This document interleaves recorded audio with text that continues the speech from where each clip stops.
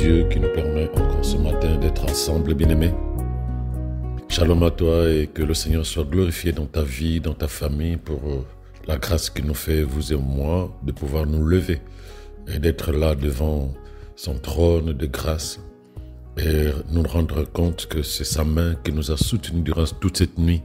Ce n'est pas nous, non, quelles que soient les intentions que nous avons eues hier, quels que soient les projets que nous avions pour aujourd'hui, n'eût été sa main, ne seront pas là. Reconnaître cela, c'est un signe d'humilité, de respect, de considération du Créateur qu'il est, le maître de toutes choses, le maître de nos vies. Que le Seigneur soit glorifié, que le Seigneur soit béni d'éternité en éternité. C'est vrai, aujourd'hui, je voudrais nous partager d'un thème qui est aussi une manière de fonctionner de beaucoup de chrétiens dans les églises. Parce que bien aimé, on ne peut pas reprocher aux chrétiens de ne pas beaucoup prier. Oh que non. Veiller sur veiller, jeûne sur jeûne. Mais la réponse semble tarder ou ne pas venir. Et malheureusement, beaucoup se découragent, baissent les bras, acceptent de subir les circonstances de la vie, au lieu même de les contrôler, au lieu de continuer à se battre. Mais entre-temps, dans 2 Pierre 1, verset 3, la parole de Dieu dit ceci: par sa puissance, donc la puissance de Dieu, Dieu nous a donné tout ce qu'il faut pour accéder à la vie véritable. Non seulement pour accéder à la vie véritable, et pour vivre dans l'attachement à Dieu. En effet, il nous a fait connaître celui qui nous a appelés à partager sa propre gloire et sa puissance. Il nous a donné tout ce qu'il faut pour accéder à la véritable vie.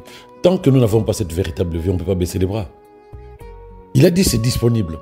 Mais il y a forcément quelque chose que nous devons faire, comprendre et discerner. Une autre manière, une autre attitude que nous devons adopter pour que cette vie véritable soit notre vie. Et il ajoute qu'il nous a donné de quoi? Tout ce qu'il faut, pour vivre dans l'attachement à lui. C'est-à-dire que lorsque nous disons que nous sommes enfants de Dieu, ce n'est pas une relation où il faut qu'on s'attende à un divorce comme chez les humains. Non, attachement éternel à Dieu. Il nous a donné tout ce qu'il faut.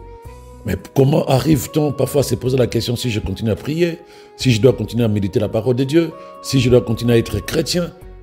C'est comme si notre relation avec Dieu est liée à ce que nous attendons de lui. Alors ce n'est pas une relation d'amour, ce n'est pas une relation filiale, parce qu'un fils, même si son père ne lui donne pas ce dont il a besoin, le monsieur reste son père. Le fils continue à réaliser à l'intérieur de lui qu'il est le fils de ce monsieur-là. Donné, il a dit, il nous a donné. Cela, en grec, c'est doreomai.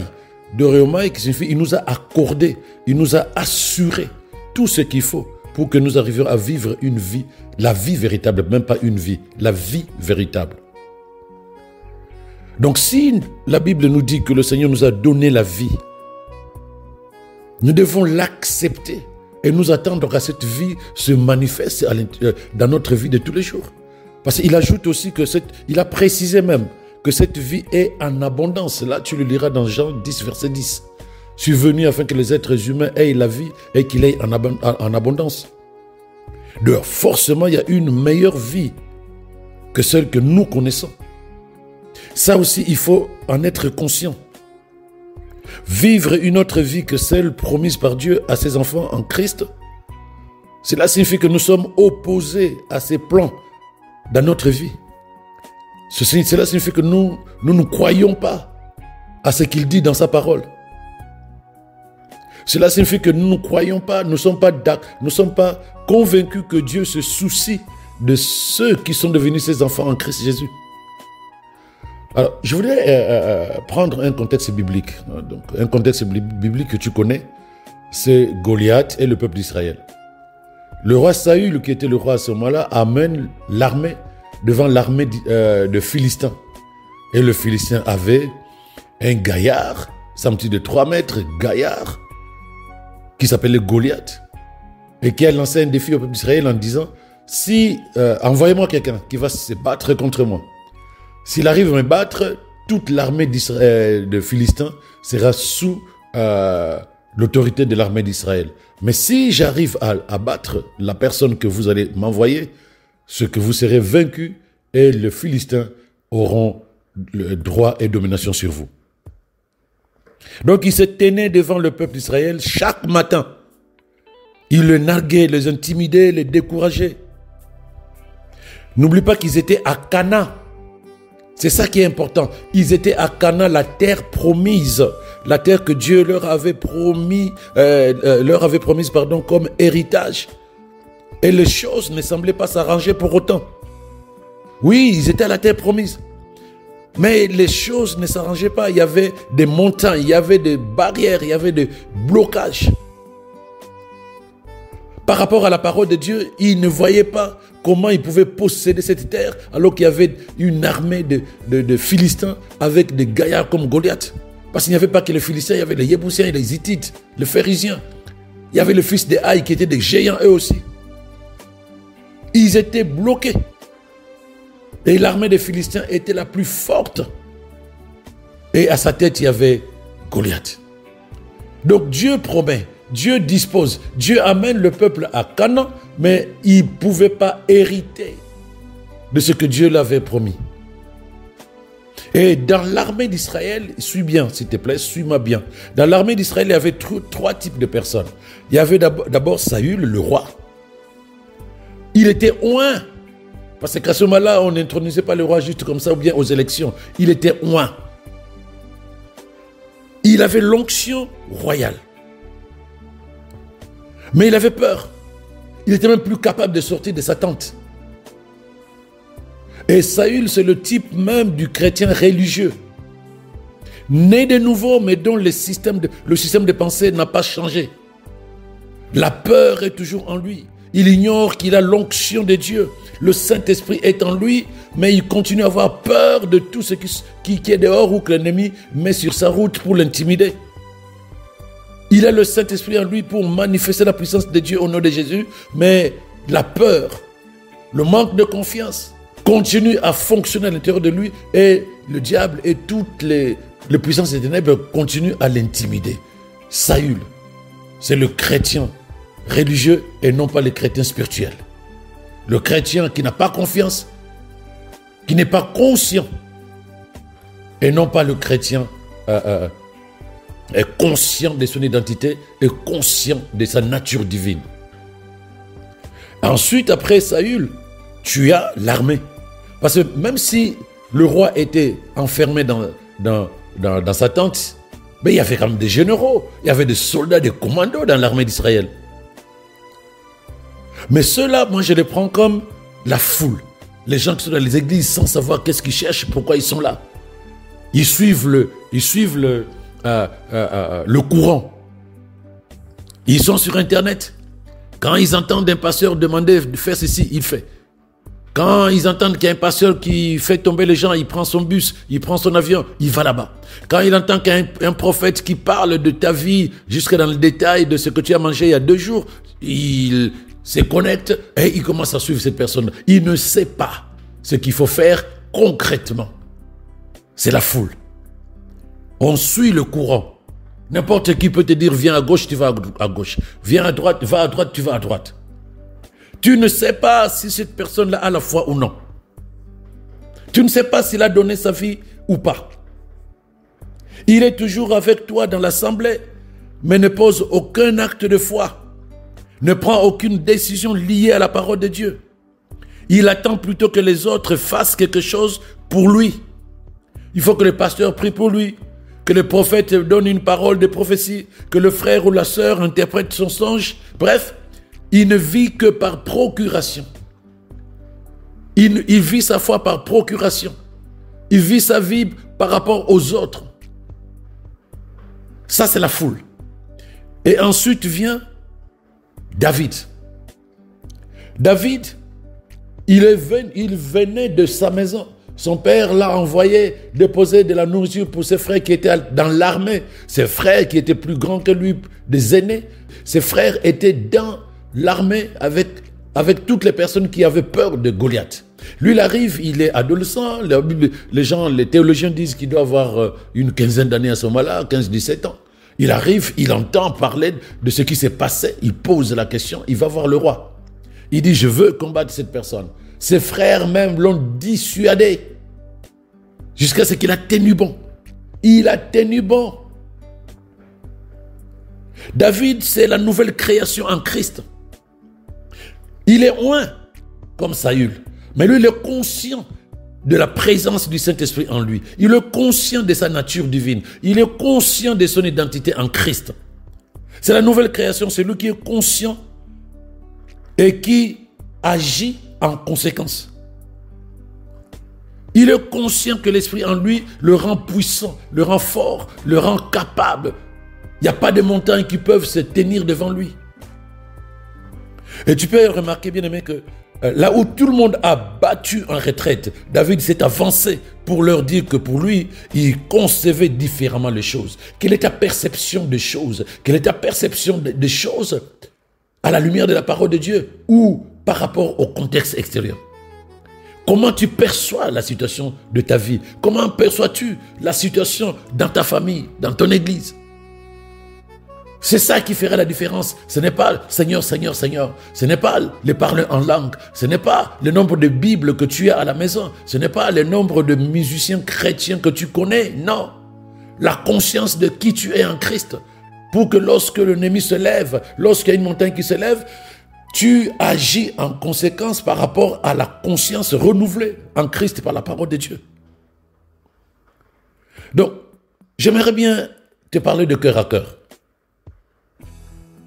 Si tu dois tout le temps, si hier tu t'excusais tout le temps d'être un instrument, de ne pas être, un instrument de gloire pour Jésus, parce que tu estimais que tu n'étais pas la bonne personne, parce que tu estimais que tu n'avais pas assez de matière en termes de connaissance des versets, en termes de service dans une assemblée, parce que tu estimais que ta vie ancienne avait encore de l'impact sur ta vie présente, sache que ce n'est pas pour la gloire de Dieu. Tu ne peux pas dire, ce n'est pas ma faute. C'est ma famille. C'est les choses que mes parents ont faites. Ou ce que moi-même j'ai dit, les paroles que j'ai dites il y a quelques années. Et c'est ce qui me suit. Non, rien ne peut te suivre si tu es d'accord que tu es né en Christ. Tu es né de Dieu en Christ et que les choses anciennes sont passées et que toutes choses sont devenues nouvelles. Si tu crois que l'Esprit de Dieu en toi te rend plus fort que tout ce qui est dans le monde, rien ne peut te nuire et rien ne peut te suivre. La maladie qu'avait Lazare, Jésus dit aux disciples que cette maladie n'est point pour la mort, mais elle est pour la gloire de Dieu. Pourquoi? Afin que le Fils de Dieu soit glorifié par cette maladie. Donc tu ne peux pas dire que les choses qui sont arrivées, c'est pour te détruire, pour que tu subisses, pour que tu sois malheureux. Non. Tu peux te dire, ok, la situation par laquelle je passe, c'est pour la gloire de Dieu, pour que le Fils bien-aimé de Dieu, Christ Jésus, soit glorifié dans cette situation. Qu'elle soit maladie, qu'elle soit blocage, qu'elle soit précarité, qu'elle soit chômage, quelle que soit la montagne qui se lève devant toi, dis-toi, oh Goliath, gloire à Dieu, car c'est l'occasion prévue par Dieu afin qu'il se glorifie dans ma vie. Rien ni personne ne peut s'arrêter sur mon chemin. Il m'a donné Canaan et j'arriverai à posséder Canaan. Il n'y a personne. Conscience de la vérité de la parole de Dieu. Conscience de ce que Dieu dit te concernant. Donc, quel que soit le moment par lequel tu passes aujourd'hui, au lieu de dénombrer ou d'accuser Goliath, au lieu de continuer à compter les problèmes que tu as, le nombre de personnes qui ne t'aiment pas, le nombre de situations par lesquelles tu es passé, le nombre d'échecs, au lieu de continuer à dénombrer les ratés de ta vie, en parlant autour de toi, en disant, oui, moi, ma vie, et puis les gens, si c'est des chrétiens, le Seigneur fera. Ne t'inquiète pas, c'est une saison. Non! Lève-toi, réalise que chaque type de personne devant Goliath a réagi différemment. Tu ne peux pas réagir de la même manière que le frère ou la sœur. Non! Tu ne peux pas t'asseoir sur Internet pour écouter une personne qui ne te donne pas des enseignements qui glorifient le Seigneur dans ta vie. Chacun réagit différemment devant Goliath. Chacun réagit différemment devant la mer Rouge. Saül cherchait quelqu'un qui le payerait en lui donnant même sa fille pour combattre Goliath à sa place. Roi. oint de Dieu. Mais il cherchait quelqu'un qu'il payerait en lui donnant sa fille en mariage et de l'argent. Si cette personne décidait d'aller combattre Goliath à sa place. Il est resté lui-même dans le statu quo, dans l'immobilisme. Et l'armée était en mode spectateur, incapable de bouger pour combattre Goliath. Il a fallu que David arrive pour changer le scénario et mettre fin au règne de Goliath sur Israël.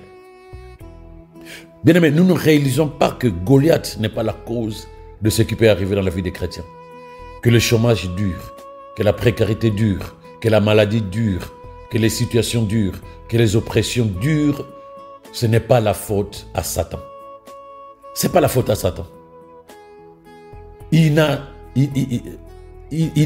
pas dedans. Lui, il profite juste de notre ignorance. Il profite de notre manque de conscience, de notre manque de renouvellement des systèmes de pensée. Voilà comment Goliath a intimidé les enfants d'Israël matin et soir. Et certainement dans ta vie, tu connais des Goliaths qui ont eu à t'effrayer ou qui t'effrayent encore aujourd'hui. Tes pensées sont remplies d'inquiétude, d'angoisse, de peur. Des Goliaths qui te font paniquer jusqu'à ce qu'ils arrivent à ravir ta joie, ta quiétude, pardon. Tu te lèves le matin, tu es un peu ailleurs. Tu penses, au lieu de ruminer la parole de Dieu, tu penses à des choses. Matin, midi, soir, toute la journée, tu es là-dedans. Tu perds la joie, tu souris à peine. Goliath, bien-aimé, n'attaque pas qu'un seul jour, mais il est là pour intimider l'enfant de Dieu chaque jour. Il a fait ça avec le peuple d'Israël. Il le fait encore aujourd'hui avec les chrétiens. L'ennemi, il va toujours chercher à t'intimider, à te montrer que les choses ne vont pas bien. Il va se lever le matin. Dès que tu te lèves, il se lève avec toi. Mais si toi, tu te lèves avec Christ, tu vas dire, non, celui qui est à moi est plus fort que celui qui est dans ce monde. Il va se lever avec toi dans les soucis de la journée, dans les problèmes que tu as eus hier, dans les lettres, les factures impayées, dans le découvert à la banque, dans les paroles que tu as entendues. Il va se lever encore et encore dans ta vie pour t'intimider, pour détruire ta foi, pour détruire ta quiétude, ta joie dans le Seigneur. Mais quand David est arrivé, Goliath se levait. Goliath s'est levé. N'oublie pas cette scène-là, cette partie de l'histoire. Goliath s'est levé précisément au moment de l'arrivée de David dans le camp d'Israël. C'est aussi comme ça, bien-aimé, qu'au moment de ta naissance spirituelle, tu as l'impression que les problèmes surgissent plus que quand tu n'étais encore non chrétien. C'est là, généralement, bien-aimé, qu'on s'est dit qu'avant ma conversion, c'était bien. Tout allait bien. Mais depuis que je suis converti, je suis né de nouveau. C'est comme si tous les malheurs sont venus vers moi. Je touche quelque chose, ça ne marchait pas. Et j'ai beau prier, jeûner, ça ne marchait pas. La vérité est que Goliath a choisi le mauvais moment. Je te dis, s'il était resté dans sa tente quand David est venu, David allait repartir. Il allait continuer à intimider le peuple d'Israël qui n'avait pas la conscience. Mais si toi tu es conscient, dis-toi qu'il a choisi la mauvaise personne que tu es. Il a choisi la mauvaise personne parce que Christ, oh Jesus, Christ va se glorifier dans ta vie au travers ta foi et ta conscience. De la même manière que David se promène avec la conscience de ce qu'il était, de la même manière promène-toi chaque jour avec la conscience de ce que tu es en Christ. Et quelles que soient les montagnes, les Goliaths qui peuvent se lever, demeure dans cette conscience. Et tu verras que Goliath, quelle que soit sa taille, tu verras que le problème, quelle que soit la durée, quelle que soit l'intensité, au travers ta foi en Christ, tu es plus que vainqueur. C'est ce que dit Colossiens 1, verset 12. Il dit, rendez grâce au Père qui nous a rendus capables de prendre part à l'héritage de saints dans la lumière et qui nous a délivrés de la puissance des ténèbres. Il nous a délivrés, il nous a délivrés, pas demain. Il nous a déjà délivrés de la puissance des ténèbres et nous a transportés dans le royaume du Fils de son amour, en qui nous avons la rédemption et la rémission de péchés. Gloire à Jésus. Voilà pourquoi nous allons élever la voix, comme d'habitude. Suis-moi, développe cette culture de parler. Parce que le Seigneur dit qu'il fera pour chacun de nous ce qu'il nous entend dire à ses oreilles. Qu'est-ce que tu dis? Et le monde spirituel aussi veut savoir ce que toi tu sais. Et si tu ne le déclares pas, comment le monde spirituel saura que tu sais? Tu peux rappeler à Dieu ce qu'il a fait à la croix. Tu peux rappeler à Dieu ce que tu es devenu. Mais cela ne suffit pas. Tu dois vivre, affirmer ce que tu es véritablement. C'est ça la prière de la nouvelle création. Gloire à Jésus. Je proclame que Jésus-Christ est Seigneur sur mon esprit, sur mon âme et sur mon cœur. Je proclame que le Seigneur est mon berger. Rien ne me manque, car mon Dieu pourvoit à tous mes besoins selon sa richesse dans la gloire en Christ Jésus. Là, je puise mes déclarations, mes affirmations dans la parole de Dieu, puisque Dieu dit qu'il exécute sa parole. Ce n'est pas la parole de l'homme qu'il exécute. Non, il exécute sa parole. Il accomplit sa parole. Donc je puise dans la parole de Dieu les mots qui sortent de ma bouche, parce que c'est celle-là que le Seigneur va accomplir. Donc tu me suis et cale-toi sur la vision que l'Esprit te donne. Je proclame que je suis libéré de l'emprise de la peur sur ma vie, sur ma famille, sur mes projets, au nom de Jésus. L'ennemi peut se lever contre moi. Il viendra par un chemin, il fuira devant moi par 7 chemins, au nom de Jésus. La peur de l'avenir a disparu de mon cœur, car Dieu tient ma vie entre ses mains. Gloire au Seigneur. Je déclare avec assurance que ma vie est un projet divin en voie d'accomplissement dans la perfection et l'excellence. Je rejette la peur de la maladie, car mon Dieu est le Jéhovah Rapha, puissance de guérison disponible pour toute personne qui croit en lui. J'affirme avec foi que je suis gardien de la vérité divine. J'ai reçu l'Esprit sans mesure qui opère au-dedans de moi avec toute sa puissance. J'ai tout ce qu'il faut pour remplir ma mission sur terre. La peur n'a pas de place en moi, car le Père ne m'a pas donné l'esprit de peur, mais celui d'amour, de puissance, de bon sens, d'audace, de témérité au nom de Jésus. Toutes choses sont à moi. Je marche dans la réalité de mon héritage en Christ aujourd'hui. Je suis convaincu que le Seigneur est mon berger et rien ne me manque, et je possède tout en Christ Jésus. Je suis héritier de Dieu avec un accès complet à l'héritage qu'il a dévolu à ceux qui lui appartiennent. Ma vie est un instrument de démonstration de la puissance ressuscitée de Christ. Voilà pourquoi j'affirme qu'il y a de la vie de Dieu dans mon corps, dans mes os, dans ma chair, dans mes muscles, dans toutes mes cellules au nom de Jésus. Il y a de la vie de Dieu dans ma famille, il y a de la vie de Dieu dans mon travail, il y a de la vie de Dieu dans mes affaires, il y a de la vie de Dieu dans tous les domaines de ma vie au nom de Jésus. Et partout où je vais aujourd'hui, je suis accepté, je suis favorisé, car la faveur divine me précède. Je porte la présence divine de Dieu avec moi. J'ai la sagesse surnaturelle et la capacité de faire l'impossible parce que le plus grand vit au-dedans de moi. Je reconnais les défis de la vie comme des opportunités pour gagner et rendre mon monde meilleur. Oui, je suis plus que vainqueur et à chaque instant, le Seigneur me permet d'accomplir les œuvres qu'il a disposées pour moi afin que son nom soit glorifié. Grâce à moi, des vies sont transformées car je suis un instrument de témoignage de l'amour et de la miséricorde de Dieu dans la vie de ceux qui ne le connaissent pas. Je n'ai pas honte de l'évangile. Je me lève et je proclame la bonne nouvelle du salut à toute personne qui a besoin d'être sauvée. Je vis triomphalement par la puissance de sa résurrection. Mon esprit est oint pour penser les pensées de Dieu. Avec la parole de Dieu dans ma bouche, je rejette toutes les paroles de peur, de chèque, de maladie, d'infirmité, de critiques, de médisance, de calomnie, d'orgueil au nom de Jésus. Aucune pensée mauvaise, aucune imagination négative n'a de place dans mon esprit.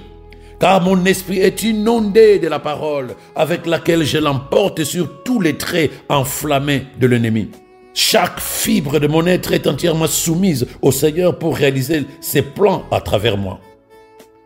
Je déclare encore que je suis le tabernacle vivant de Dieu, comme il dit dans sa parole, 1 Corinthiens 3, verset 16. Il me dit, et je le crois, je l'accepte et je le vis. Je suis le temple de l'esprit vivant de Dieu. Je suis uni, fusionné à cet esprit. Et il parle à travers moi, il bouge avec moi, il bouge à travers moi, il exprime l'amour et la justice de Dieu à travers moi au nom de Jésus. Christ vit au-dedans de moi. Je suis fait pour la vie. Oh, gloire à Dieu. Sa puissance divine m'a donné tout ce dont j'ai besoin pour vivre victorieusement et pour que le nom de Jésus soit glorifié. Voilà pourquoi je proclame que dans cette journée, le bonheur et la grâce de Dieu, la faveur divine m'accompagne toute cette journée, car je demeure attaché à sa parole, conduit par son esprit. Au nom de Jésus. Amen. Excellente journée, bien-aimés. N'ayez pas peur, tout va bien.